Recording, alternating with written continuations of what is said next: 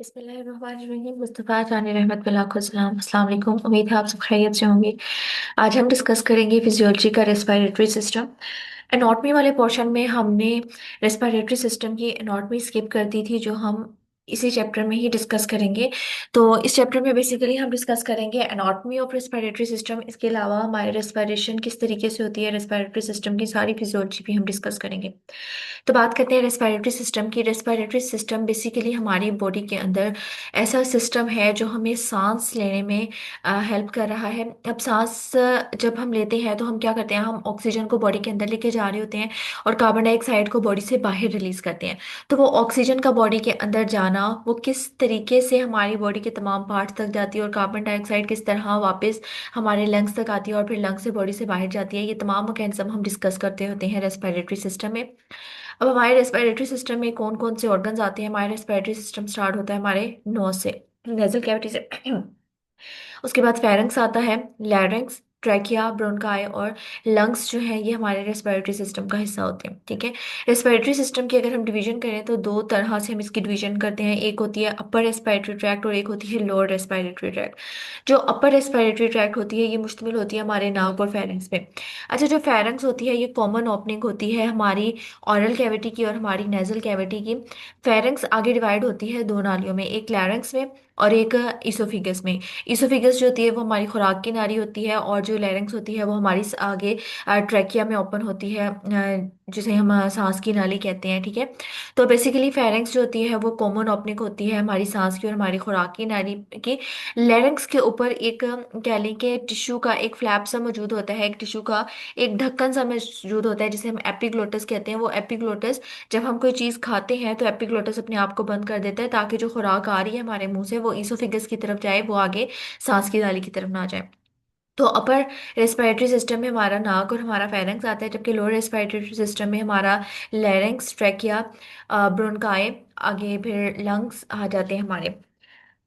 अच्छा, जो हमारा रेस्पिरेटरी सिस्टम है अगर देखा जाए तो सबसे पहले होता है हमारा नोज, नाक के बाद आती है हमारी फेरेंक्स, फेरेंक्स के बाद आ जाती है लैरिंक्स, लैरिंक्स के बाद ये लंबी सी नाली होती है ट्रैकिया। ट्रैकिया आगे दो ब्रांचेस में डिवाइड होती है, एक राइट लंग की तरफ चली जाती है और दूसरी लेफ्ट लंग की तरफ चली जाती है, उन्हें कहते हैं ब्रोंकाई। ब्रोंकाई आगे मजीद स्मॉल ब्रांचेस में डिवाइड होते हैं जिसे हम कहते हैं ब्रोनक्यूल्स। ये डायग्राम में आपको दिख रहा होगा। अब ब्रोनक्यूल्स जो है वो लंग्स की दीवारों के पास छोटी छोटी सैक नुमा, थैली नुमा स्ट्रक्चर में कन्वर्ट हो जाती है। वो थैली नुमा स्ट्रक्चर्स क्या कहलाते हैं, एल्वियोलाई कहलाते हैं। अब एल्वियोलाई जो होती हैं ये कहने के थैली नुमा स्ट्रक्चर्स होते हैं जो गैसेस एक्सचेंज का काम करते हैं ब्लड में, और एल्वियोलाई के दरमियान जो है वो गैसेस एक्सचेंज का काम होता है। ठीक है। तो हमारे रेस्पिरेटरी सिस्टम किस पे मुश्तमिल है, नाक, pharynx, larynx, trachea, bronchi, bronchioles, आगे एल्वियोलाई और इनके आसपास क्या मौजूद होता है, हमारे लंग्स की वॉल मौजूद होती है। ठीक है। अब हम बात करते हैं अपने फिजियोलॉजी की कि हमारे रेस्पिरेटरी सिस्टम जो है वो काम किस तरीके से करता है। हमने उसकी फिजियोलॉजी डिस्कस करनी है। रेस्पिरेशन कैसे होती है, हम सांस किस तरीके से लेते हैं, कैसे ऑक्सीजन बॉडी के अंदर जाती है और कार्बन डाइऑक्साइड बॉडी से बाहर निकलती है। तो रेस्पिरेशन का जो मैकेनिज्म है ये बेसिकली चार इवेंट्स में मुकम्मल होता है। इसमें चार मैकेनिज्म होते हैं। सबसे पहले आता है pulmonary ventilation. Pulmonary ventilation simple सांस लेने का अमल। ठीक है। फिर आता है diffusion of oxygen and carbon dioxide between alveoli and blood, कि हमारी जो एल्वियोलाई हैं, जो हवा की थैलियां हैं हमारे लंग्स के अंदर मौजूद, उसमें और ब्लड के दरमियान में ऑक्सीजन और कार्बन डाइऑक्साइड की डिफ्यूजन। डिफ्यूजन का मतलब होता है मॉलिक्यूल्स का अपनी ज़्यादा कंसंट्रेशन वाले इलाके से कम कंसंट्रेशन वाले इलाके की तरफ जाना। यानी पहले स्टेप में हम सिंपली सांस लेते हैं। ठीक है। डिफ्यूजन दूसरा स्टेप क्या होता है कि इस स्टेप में ऑक्सीजन और कार्बन डाइऑक्साइड अपनी ज्यादा कंसंट्रेशन वाले इलाके से अपनी कम कंसंट्रेशन वाले इलाके की तरफ मूव करती है।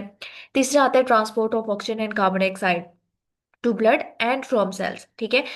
यानी इसमें क्या होता है कि पहले में हमने सिर्फ सांस लिया, दूसरे में ऑक्सीजन और कार्बन डाइऑक्साइड ने अपनी ज्यादा कंसंट्रेशन वाले इलाके से कम कंसंट्रेशन वाले इलाके की तरफ मूव करना है। Transport of oxygen and carbon dioxide में किस तरह से मूव करेंगे, किसके जरिए मूव करेंगे, कौन इन गैसेस को मूव करवाएगा, वो हम डिस्कस करेंगे। और रेगुलेशन में इस तमाम मैकेनिज्म को, इस तमाम रेस्पिरेशन के प्रोसेस को कौन कौन सी चीजें मेंटेन करती हैं, कौन कौन सी चीजें रेगुलेट करती हैं, कंट्रोल करती हैं, उसके बारे में हम डिस्कस करेंगे। तो सबसे पहले बात करते हैं पल्मोनरी वेंटिलेशन की। पल्मोनरी का लफ्ज जहाँ पे भी आए आपको पता होना चाहिए, इसका मतलब होता है लंग्स। वेंटिलेशन का मतलब होता है ब्रीथिंग।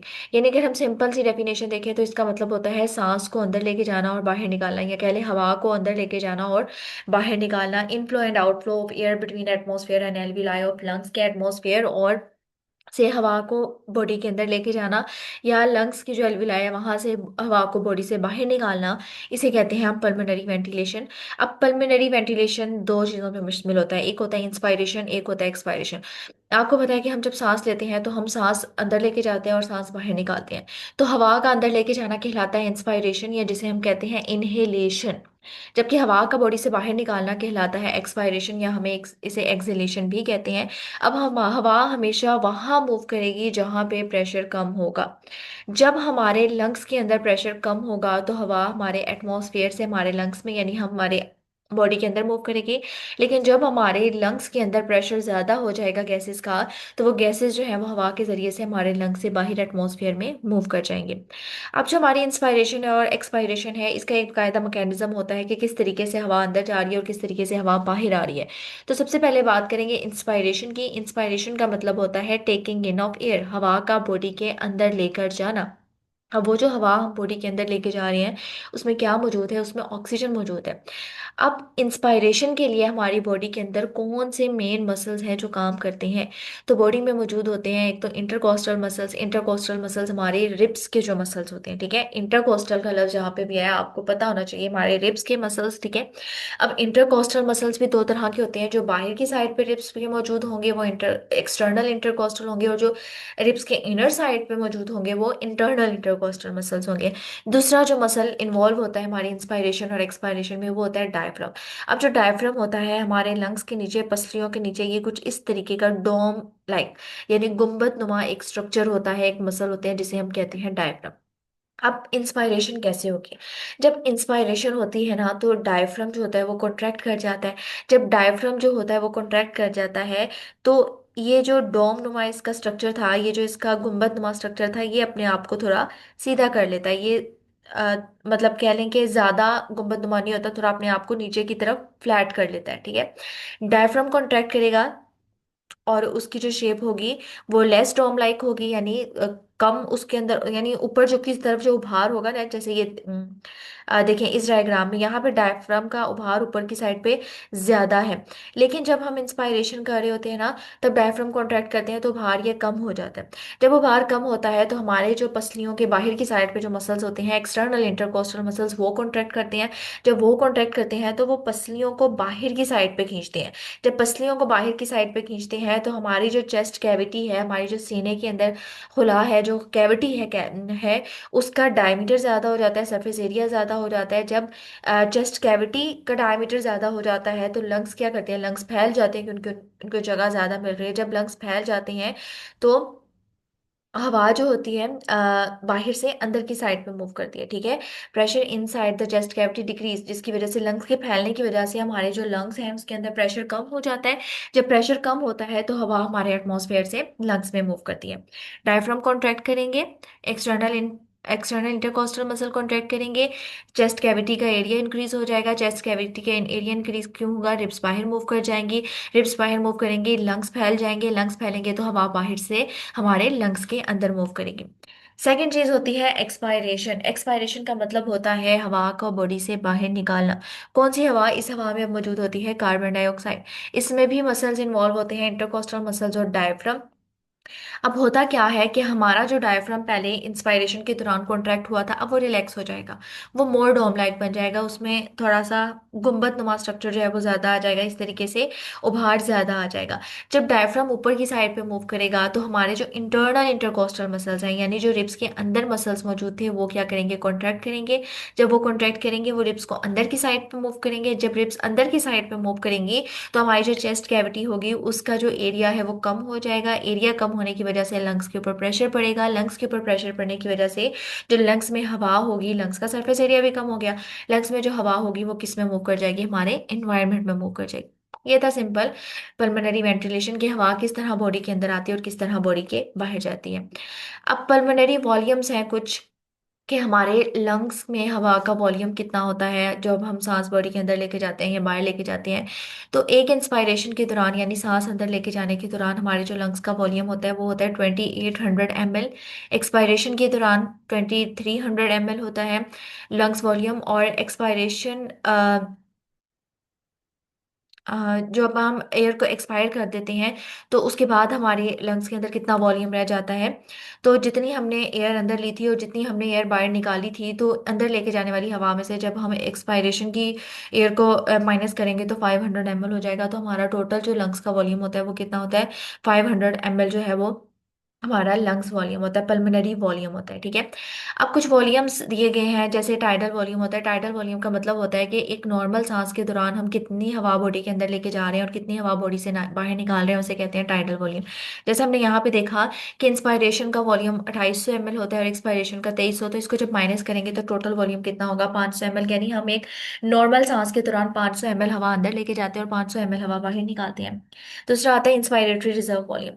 इंस्पायरेटरी रिजर्व वॉल्यूम का मतलब है कि जब हम एक कहने के लंबी सांस अंदर की तरफ खींचते हैं, ठीक है, तो वो जो एक्स्ट्रा हवा हमारी बॉडी में जाती है उसे कहते हैं इंस्पायरेटरी रिजर्व वॉल्यूम। इसकी नॉर्मल वैल्यू जो होती है वो 3000 ml होती है।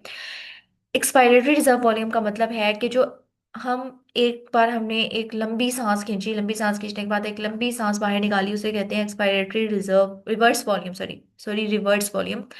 और इसकी वैल्यू होती है तकरीबन 1100 ml। और रेजिडुअल वॉल्यूम कहते हैं कि एक बार लंबी सांस बाहर निकालने के बाद जितनी हवा हमारे लंग्स के अंदर रह जाती है उसे हम कहते हैं रेजिडुअल वॉल्यूम। अब फिर आती है पल्मोनरी कैपेसिटी। पल्मोनरी कैपेसिटी से मुराद है कि जब हम दो या दो से ज़्यादा हमारी लंग्स के वॉल्यूम्स को आपस में कंबाइन करते हैं, सम अप करते हैं, तो उसके नतीजे में जो कैपेसिटी आती है लंग्स की अपने अंदर हवा को स्टोर करने की जो सलाहियत होती है उसे कहते हैं हम पल्मोनरी कैपेसिटी। अब पल्मोनरी कैपेसिटी भी डिफरेंट टाइप्स की होती है। सबसे पहले आती है इंस्पायरेटरी कैपेसिटी। इंस्पायरेटरी नाम से ज़ाहिर है, इंस्पायरेशन हवा को अंदर लेके जाना। तो लंग्स की टोटल एबिलिटी जो हवा को अंदर लेके जाने की है उसे कहते हैं हम इंस्पायरेटरी कैपेसिटी। हमने कहा वॉल्यूम को सम करने से आती है। तो हमारे पास जो दो तरह के वॉल्यूम थे जिसमें हवा बॉडी के अंदर जा रही थी, एक टाइडल वॉल्यूम और एक इंस्पायरेटरी रिवर्स वॉल्यूम। तो इन दोनों को जब हम सम अप करेंगे तो हमारे पास 3500 ml जो है वो इंस्पायरेटरी कैपेसिटी आती है। यानी हमारे लंग्स की जो टोटल सांस को अंदर लेके जाने की कैपेसिटी है वो कितनी है, 3500 ml है। फिर आती है functional residual capacity. Functional residual capacity कहते हैं कि एक नॉर्मल एक्सपायरेशन के दौरान जब हम एक सांस बाहर निकालते हैं, उसके बाद जो हमारी एयर लंग्स के अंदर रह जाती है एट द एंड, तो उसको कहते हैं फंक्शनल रेजिडुअल वॉल्यूम। अब फंक्शनल रेजिडुअल वॉल्यूम किसका सम अप है, एक्सपायरेटरी रिवर्स वॉल्यूम और रेजिडुअल वॉल्यूम। यानी कि जो सांस निकालने के बाद, नॉर्मल ब्रीथ बाहर निकालने के बाद जो हवा लंग में रह गई है, तो जाहिर सी बात है जो रह गई थी वो रिजर्व वॉल्यूम थी, रिवर्स रेजिडुअल वॉल्यूम थी। और एक्सपायरेटरी रिवर्स वॉल्यूम को जब हम सम अप करेंगे तो ये हमारे पास नॉर्मल जो आ जाएगी फंक्शनल रेजिडुअल कैपेसिटी आ जाएगी। फिर आती है वाइटल कैपेसिटी। वाइटल कैपेसिटी कहते हैं गहरा सांस अंदर लेके जाने के बाद जब हम एक गहरा सांस बॉडी से बाहर निकालते हैं तो उसे के नतीजे में जो हमारे लंग्स की कैपेसिटी होती है उसे कहते हैं वाइटल कैपेसिटी। अब वाइटल कैपेसिटी जो है वो हमारा सम होता है टाइडल वॉल्यूम का, इंस्पायरेटरी रिवर्स वॉल्यूम का और एक्सपायरेटरी रिवर्स वॉल्यूम का। क्योंकि हमने कहा कि एक गहरा सांस लेने के बाद जो हम एक गहरा सांस बाहर निकाल रहे हैं, तो ये तमाम चीज़ों को जब हम सम अप करेंगे तो हमारे पास वाइटल कैपेसिटी आती है जो होती है 4600 ml। नेक्स्ट आती है total lung capacity. Total lung capacity कहते हैं कि हमारे जो लंग्स हैं, हमारे जो फेफड़े हैं, उनकी वो पॉसिबल इंस्पायरेटरी या एक्सपायरेटरी कैपेसिटी, मैक्सिमम रेस्पिरेशन जितनी हमारे लंग्स करने के बाद जो वॉल्यूम हमारे लंग्स के अंदर रहता है मैक्सिमम रेस्पिरेशन के बाद, उन तमाम के सम को हम कहते हैं टोटल लंग कैपेसिटी। तो इसमें जितने भी हमारे वॉल्यूम्स आए होते हैं उन सबको अगर हम सम अप करें तो हमारे पास टोटल लंग कैपेसिटी आती है। जैसे inspiratory reverse volume, tidal volume, expiratory reverse volume और रेजिडुअल वॉल्यूम, इन सबको सब हम सम अप करेंगे तो हमारे लंग्स की टोटल कैपेसिटी आ जाती है जो कि 5800 ml होती है। अब वाइटल कैपेसिटी पे कौन कौन सी जो फैक्टर्स हैं वो इफेक्ट करते हैं, या हमारी बॉडी में कौन कौन से ऐसे फैक्टर्स हैं, या जेंडर के हिसाब से या एज के हिसाब से हमारी वाइटल कैपेसिटी कैसे चेंज होती है। तो एज के हिसाब से जो वाइटल कैपेसिटी होती है वो बच्चों में और बूढ़े लोगों में कम होती है as compare to normal adult persons. Gender की बात करें तो फीमेल में मेल की निस्बत 20% जो है वो वाइटल कैपेसिटी कम होती है। हाइट, जैसे जैसे जिनकी हाइट ज़्यादा होती है उनकी वाइटल कैपेसिटी भी ज़्यादा होती है। एक्सरसाइज से वाइटल कैपेसिटी इंक्रीज होती है। पोजीशन अगर खड़े हुए हैं तो वाइटल कैपेसिटी जो होती है वो ज़्यादा होती है, लेकिन अगर हम लेटे हैं या बैठे हुए हैं या सोए हुए हैं, स्लीपिंग पोजीशन में है, तो उस केस में हमारी वाइटल कैपेसिटी कम हो जाएगी। और प्रेगनेंसी के केस में भी वाइटल कैपेसिटी जो है वो डिक्रीज हो जाती है। उसके बाद जो सेकंड मैकेनिज्म आता है हमारा रेस्पिरेशन का, वो होता है diffusion of gases through respiratory membrane के। डिफ्यूजन का वैसे अगर हम बात करें तो डिफ्यूजन का मतलब होता है मॉलिक्यूल्स का अपनी ज़्यादा कंसंट्रेशन वाले इलाके से अपने कम कंसंट्रेशन वाले, यानी अपने ज़्यादा अमाउंट वाले इलाके से अपने कम अमाउंट वाले इलाके की तरफ मूव करना। अब यहाँ पे हम बात करें रेस्पिरेटरी मेम्ब्रेन की से मॉलिक्यूल्स का, गैस के मॉलिक्यूल्स का डिफ्यूजन, ठीक है। तो ऑक्सीजन और कार्बन डाइऑक्साइड हमेशा हमारी जो रेस्पिरेटरी मेम्ब्रेन है, जो हमारे लंग्स के आसपास मौजूद है, उससे डिफ्यूज करती हैं अपने ज्यादा कंसंट्रेशन वाले इलाके से कम कंसंट्रेशन वाले इलाके की तरफ, ठीक है। अब किस तरीके से, सबसे पहले हम बात करेंगे ऑक्सीजन की डिफ्यूजन की। तो ऑक्सीजन जो है वो प्रेशर डिफरेंस के अकॉर्डिंग जो है वो मूव करती है, यानी जहाँ पे ऑक्सीजन का प्रेशर ज्यादा होता है वहां से ये मूव करती है वहां जहाँ पे ऑक्सीजन का प्रेशर कम होता है। अब अगर हम बात करें तो हमारी जो कह लें कि रेस्पिरेटरी मेम्ब्रेन है, या जो हमारी ऑक्सीजन मूव कहाँ कहाँ से करती है, तो सबसे पहले तो ऑक्सीजन हम सांस के जरिए से लेते हैं, वो हमारी ट्रैकिया से होती हुई ब्रोंकाई में आती है, ब्रोंकाई से एल्वियोलाई, एल्वियोलाई से ब्रोंक्यूल्स, ब्रोंक्यूल से आती है एल्वियोलाई में। अब एल्वियोलाई से उस ऑक्सीजन ने जाना है हमारी ब्लड में, ठीक है। तो हमारे लंग्स के आसपास मौजूद होती हैं कैपिलरीज। तो जो पार्शियल प्रेशर है ऑक्सीजन का, यानी जो प्रेशर ऑक्सीजन का मौजूद है एल्वियोलाई में, उसकी अमाउंट होती है 104 मिलीमीटर मरकरी, 104 मिलीमीटर मरकरी। जब ये हमारी कैपिलरीज में मूव करती है तो कैपिलरीज में इसका प्रेशर हो जाता है 95 मिलीमीटर मरकरी, यानी एल्विलाई में 104 था प्रेशर, और जो कैपिलरीज थी उसमें 95 मिलीमीटर मरकरी था। तो ऑक्सीजन जो है, जाहिर सी बात है एल्विलाई में प्रेशर ज्यादा है, तो एल्विलाई से कहाँ पे मूव करेगी, कैपिलरीज में मूव करेगी। अब जब कैपिलरीज में आ जाती है तो कैपिलरीज के बाद ऑक्सीजन ने जाना होता है ब्लड के जरिए से हमारे इंटरस्टिशियल फ्लूइड में। इंटरस्टिशियल फ्लूइड किसे कहते हैं, हमारे जो सेल्स हैं, टिश्यूज हैं, उनके दरमियान में जो फ्लूइड मौजूद होता है उसे कहते हैं हम इंटरस्टिशियल फ्लूइड। तो ऑक्सीजन का जो प्रेशर होता है वो हमारी कैपिलरीज में 95 होता है, जबकि इंटरस्टिशियल फ्लूइड में होता है 40। तो ऑक्सीजन अपने ज्यादा कंसंट्रेशन वाले इलाके से कम की तरफ मूव करेगी, यानी कैपिलरीज से इंटरस्टिशियल फ्लूइड में मूव कर जाएगी। फिर अब इंटरस्टिशियल फ्लूइड से ऑक्सीजन ने मूव करना होता है हमारे सेल्स और हमारे टिश्यूज की तरफ। सेल में ऑक्सीजन का प्रेशर होता है 23 मिलीमीटर मरकरी। तो ऑक्सीजन फिर क्या करती है, हमारे इंटरस्टिशियल फ्लूइड से जहाँ पे 40 मिलीमीटर मरकरी था उसका प्रेशर, वहां से हमारे सेल में मूव कर जाती है, ठीक है। तो देखें, ऑक्सीजन अपनी ज्यादा कंसंट्रेशन वाले इलाके से कहाँ पे हुई, कम कंसंट्रेशन वाले इलाके से, यानी एल्वियोलाई से गई कैपिलरीज में, कैपिलरीज से गई इंटरस्टिशियल फ्लूइड में, इंटरस्टिशियल फ्लूइड से गई हमारे सेल में। अब अगली बात करते हैं कार्बन डाइऑक्साइड की। कार्बन डाइऑक्साइड बिल्कुल ऑक्सीजन के ऑपोजिट चलता है, क्योंकि कार्बन डाइऑक्साइड जब ऑक्सीजन हमारे सेल इस्तेमाल कर लेते हैं तो उसके नतीजे में हमारे सेल्स बनाते हैं कार्बन डाइऑक्साइड। अब वो कार्बन डाइऑक्साइड बॉडी से बाहर मूव करनी होती है, तो जिस रास्ते के जरिए से ऑक्सीजन आई है उन रास्तों के जरिए से कार्बन डाइऑक्साइड बॉडी से बाहर जाती है, ठीक है। तो यहाँ पे भी प्रेशर डिफरेंस होगा, जहाँ पे प्रेशर ज्यादा होगा कार्बन डाइऑक्साइड का, वहां से कम की तरफ जाएंगे। अब सेल्स में कार्बन डाइऑक्साइड ज्यादा होती है, एल्वियोलाई में कम होती है, तो कार्बन डाइऑक्साइड सेल से एल्वियोलाई की तरफ मूव करते हैं। अब सबसे पहले तो कार्बन डाइऑक्साइड ने सेल से जाना है हमारे इंटरस्टिशियल फ्लूइड में। अब सेल के पास कार्बन डाइऑक्साइड का जो पार्शियल प्रेशर होता है वो होता है 46, और इंटरस्टिशियल फ्लूइड में होता है 45। तो सेल से कार्बन डाइऑक्साइड जाएगी हमारे इंटरस्टिशियल फ्लूइड की तरफ। फिर इंटरस्टिशियल फ्लूइड से कार्बन डाइऑक्साइड ने जाना होता है कैपिलरीज में। कैपिलरीज में जब जाएगी तो कैपिलरीज में कार्बन डाइऑक्साइड की अमाउंट कम होगी, तो इंटरस्टिशियल फ्लूइड से कार्बन डाइऑक्साइड कैपिलरीज में मूव कर जाएगी। अब कैपिलरीज में कार्बन डाइऑक्साइड का प्रेशर होता है 45 और एल्वियोलाई में होता है 40। तो ये कार्बन डाइऑक्साइड कैपिलरीज से हमारे एल्वियोलाई में मूव करेगी, और एल्वियोलाई से फिर आगे हमारे ब्रोंकाई, ब्रोंक्यूल, ब्रोंकाई और ट्रैकिया के बाद फिर हमारी सांस के जरिए बॉडी से बाहर मूव कर जाएगी। अब कौन कौन से फैक्टर्स हैं जो हमारी रेस्पिरेटरी मेम्ब्रेन से, जो हमारे लंग्स के आसपास मेम्ब्रेन मौजूद है उससे गैसेस की डिफ्यूजन को अफेक्ट करती है। तो थिकनेस, जितनी ज़्यादा हमारी रेस्पिरेटरी मेम्ब्रेन की थिकनेस होगी, मोटाई होगी, उतनी कम डिफ्यूजन होगी, क्योंकि मोटाई ज़्यादा होगी गैसेस को पास करने के लिए। उस ज़्यादा थिकनेस वाले इलाके को कवर करना पड़ेगा। तो जितनी ज़्यादा थिकनेस होगी डिफ्यूजन उतनी ज़्यादा उतनी कम होगी, जितनी कम थिकनेस होगी डिफ्यूजन उतनी ज़्यादा होगी। दूसरा फैक्टर जिस पे डिपेंड करता है हमारी डिफ्यूजन, वो होता है सरफेस एरिया। रेस्पिरेटरी मेम्ब्रेन का सरफेस एरिया जितना ज़्यादा होगा रेस्पिरेशन उतनी ज़्यादा होगी। क्यों? क्योंकि अब गैसेस को मूव करने के लिए सरफेस ज़्यादा मिल रही है, तो गैसेस ज़्यादा सरफेस एरिया से ज़्यादा मूव करेंगी, तो सरफेस एरिया डायरेक्टली प्रोपोर्शनल होता है डिफ्यूजन के। नेक्स्ट आता है प्रेशर डिफरेंस। प्रेशर डिफरेंस के भी डायरेक्टली प्रोपोर्शनल होती है हमारी गैसेस की डिफ्यूजन। जितना ज़्यादा प्रेशर डिफरेंस होगा उतनी ज़्यादा गैसेस की डिफ्यूजन होगी, जितना कम प्रेशर डिफरेंस होगा उतनी कम गैसेस की डिफ्यूजन होगी। नेक्स्ट आता है transport of oxygen and carbon dioxide. ये हमारे मैकेनिज्म का थर्ड स्टेप है। यानी हमारी सांस हमने ले लिया, सांस लेने के बाद ऑक्सीजन, हमेशा हमने ये भी बात कर ली कि गैसेस हमेशा अपनी ज़्यादा कंसंट्रेशन से कम कंसंट्रेशन वाले इलाके की तरफ मूव करती हैं।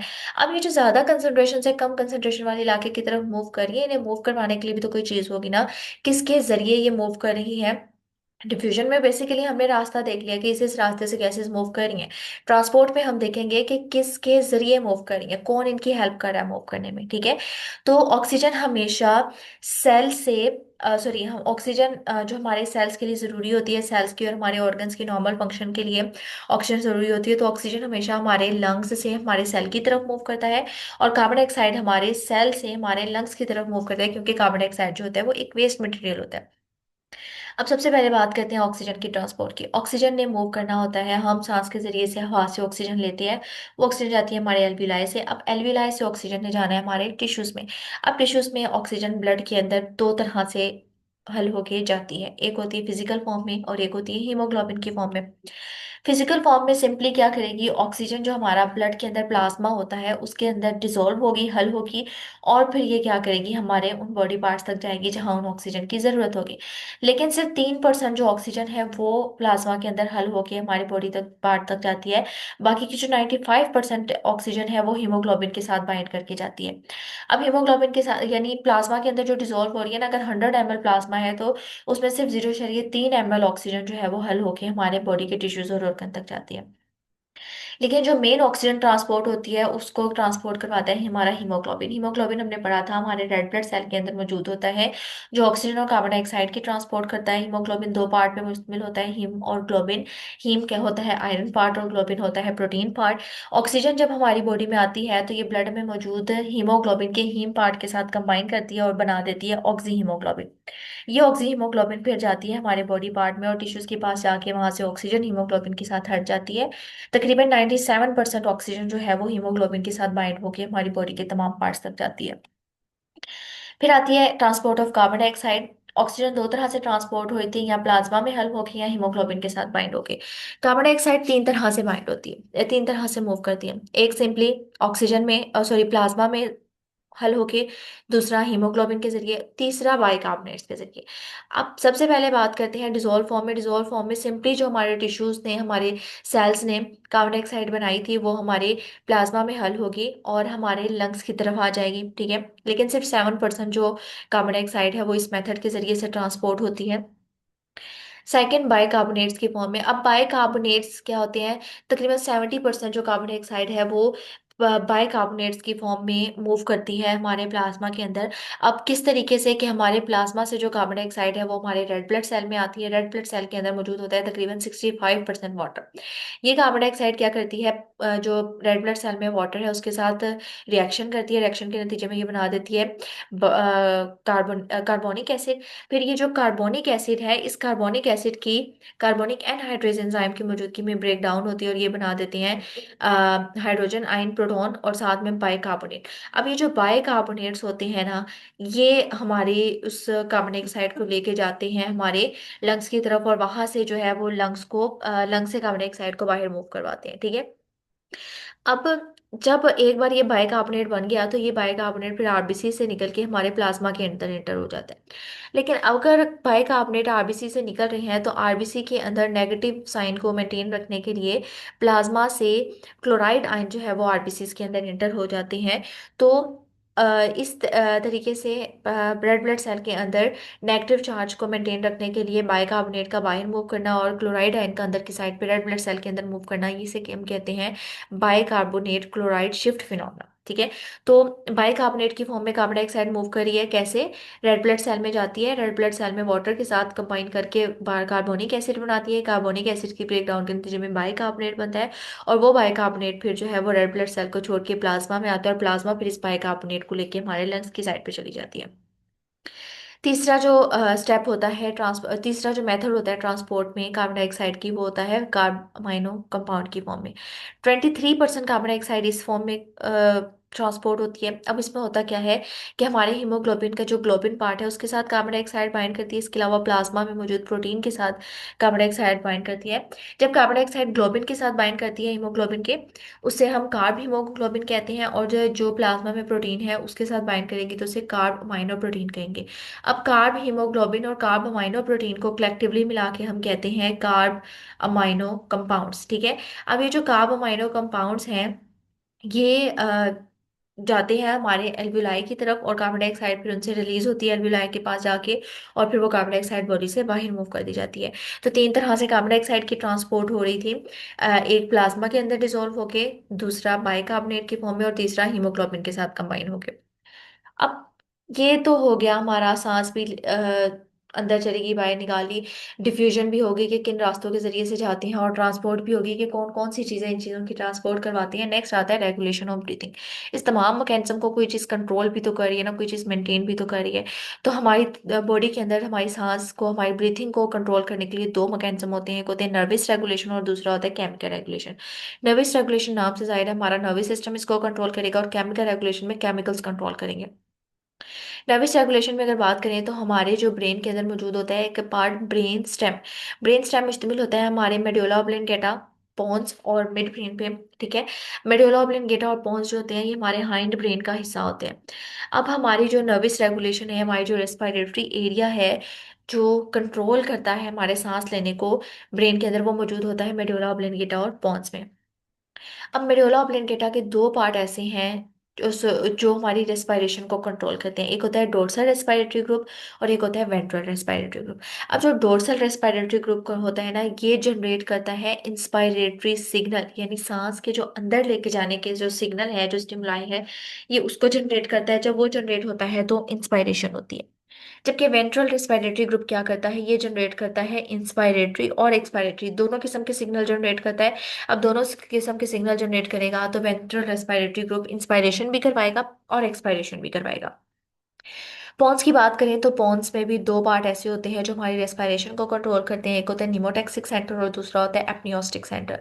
जो निमोटेक्सिक सेंटर होता है ये पॉन्स का ऊपर वाला हिस्सा होता है, और जो एपनियोस्टिक सेंटर होता है ये पॉन्स का नीचे वाला हिस्सा होता है। निमोटेक्सिक सेंटर क्या करता है कि जो हम इंस्पायरेशन कर रहे होते हैं ना, सांस अंदर लेके जा रहे होते हैं, अब ऐसा तो नहीं है कि हम एक साथ ही सांस लेते जा रहे हैं, लेते जा रहे हैं, लेते जा रहे हैं, अंदर उसको बाहर नहीं निकाल रहे, नहीं। हम एक हद तक सांस जो है वो अंदर लेके जा सकते हैं, हम इंस्पायरेशन एक हद तक कर सकते हैं।